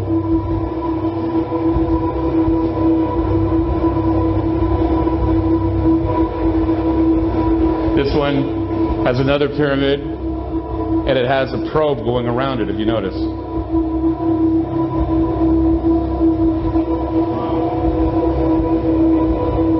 These were all reported in mainstream news in China and Russia, never in the United States.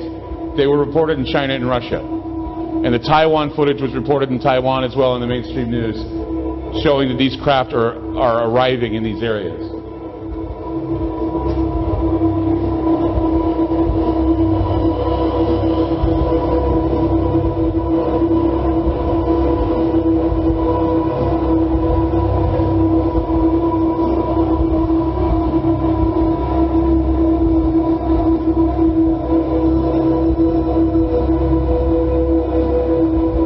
This is in slow motion.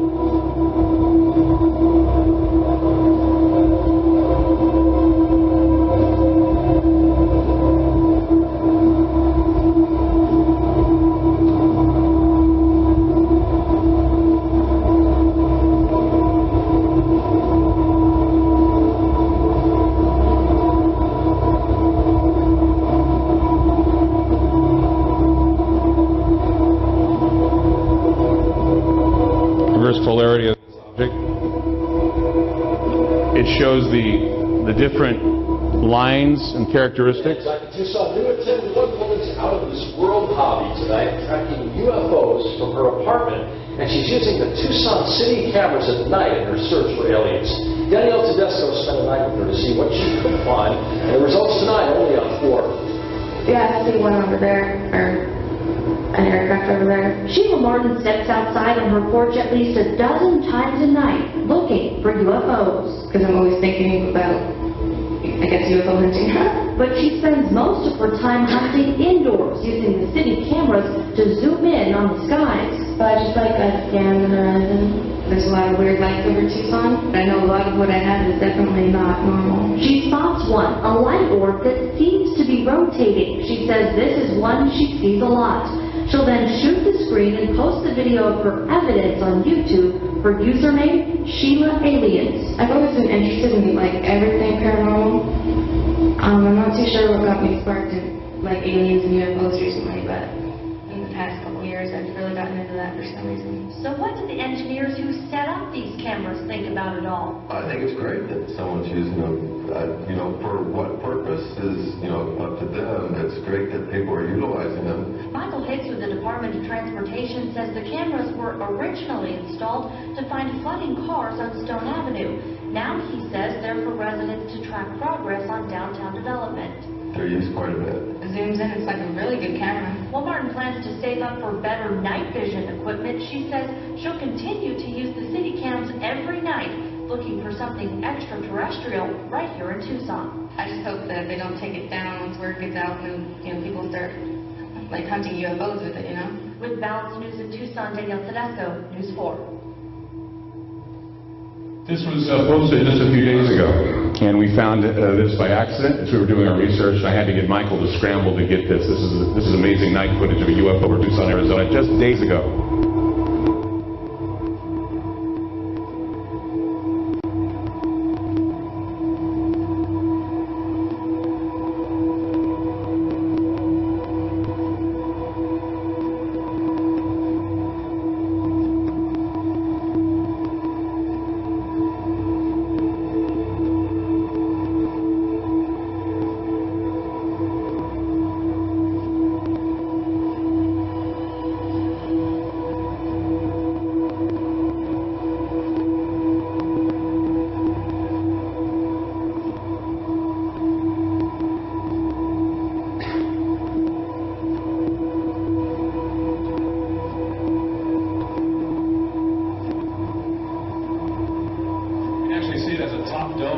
Pulls around that dome, and it flashes a bright light when it gets ready to come down further in the sky, or beyond the houses and the trees there. This is in 1993 Bridgeport, Florida, near the Gulf Breeze area. That's a big UFO that was caught, and there is the video of it over the ocean. You notice these aren't blurry. A lot of times you see blurry alien UFO type of things. This is not blurry at all. You can see it's hovering.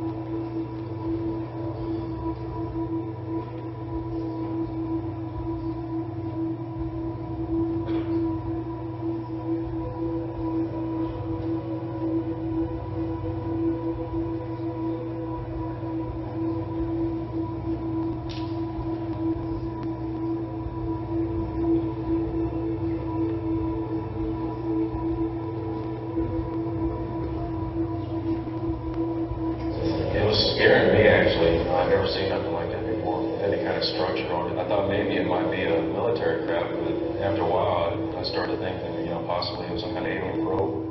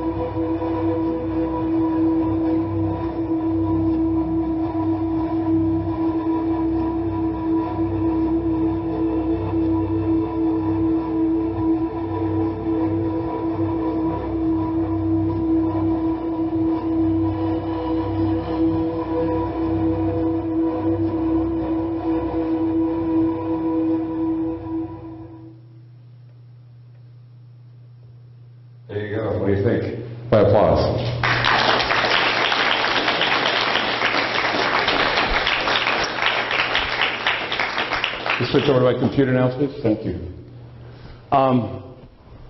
Tonight we presented some of the best UFO footage, I think, that I could find.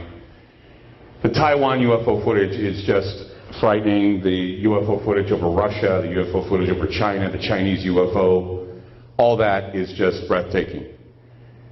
You can now tell your friends and your neighbors and everybody you come in contact with, you actually saw footage tonight, that there's no doubt when you look at it that it's something bizarre. Now, I don't know if it's from extraterrestrials. I don't know what it's from. But it certainly has, yeah, we're on the black screen now, right? Yeah. It certainly has a lot of people. I mean, examine what you're feeling right now. Examine what exactly you're feeling when it comes to the feeling that you have. That should work. Should start it. The feeling you're having now with what's going on and how you're feeling about the videos you just saw. You see, when the whole UFO thing went down in China, there was actually a report that British Prime Minister Winston Churchill and Dwight Eisenhower covered up a UFO sighting during World War II. They said that they wanted to avert mass panic, but it was a huge UFO. So they knew about him in World War II. And Churchill basically invited Eisenhower and said, I'm not going to say anything about it because it will disrupt religion, it will disrupt government. But yet, we see it everywhere. This is a commercial for Hulu. We're aliens and we eat your brain. It's great, but I don't know. This was something that was released before the Obama campaign. And it was for Marvel Comics' Secret Invasion series. And they were posting up these embrace change signs hand in hand with the aliens. Right at the same time Obama was saying, change. It's time to change. You ever get the feeling that someone's trying to tell us something? I do. I'd like to thank you all for coming out tonight. What did you think of the show?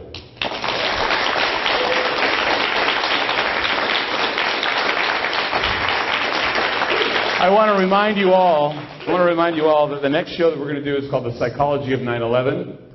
It will also blow your mind because there are things about 9/11 that I want to expose. Some of the conspiracy theories that I think are kind of bunk. But I want to show you why people believe what they believe about 9/11. And I want to show you this. As I said before, it has the same type of feeling as the crucifixion. You heard what Barack Obama said. He said that it is hallowed ground.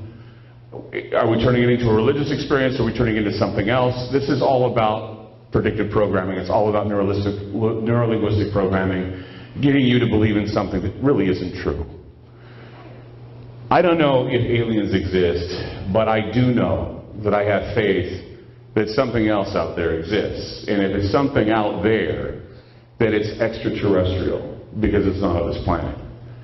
And the minute we come to grips with that, and the minute we try to get a better understanding of what it is that's out there, the minute we can understand how to read what the movements are for our leaders and what they want us to believe and what world they want to have us be molded into. That's what we do here at Ground Zero. I want to give you a reminder that out there are videos available. We have Alien Disclosure and the Roswell Sun show that we will put together in a package for $15. We have t-shirts available. We're going to be at Rockfest, KUFO's Rockfest, Reed McClintock, myself, Mike, all these people. So come out and see us. If you're going to Rockfest on Sunday, we will be there doing all kinds of fun things. Remember, next month, it will be the last Friday of the month again. Tell your friends about these things. We put together these shows for a reason. One, because we want to inform you, and two, this is a way that I can raise money to help with my cancer costs. I am dealing with cancer right now. And I really, really, really appreciate everybody's support and help. Yeah, I'm standing here and I'm okay, but really, I do have a tumor that I have to deal with, and I did have cancer 2 years ago, and I'm fighting it every day. And so I'm doing this to keep alive and to keep things moving and thinking. So please, be generous, please help us out here. And please support these shows and tell all your friends to support them and bring out a friend next time to these shows. Good night. God bless you, everybody. Thank you for coming out to the Ground Zero Lounge tonight.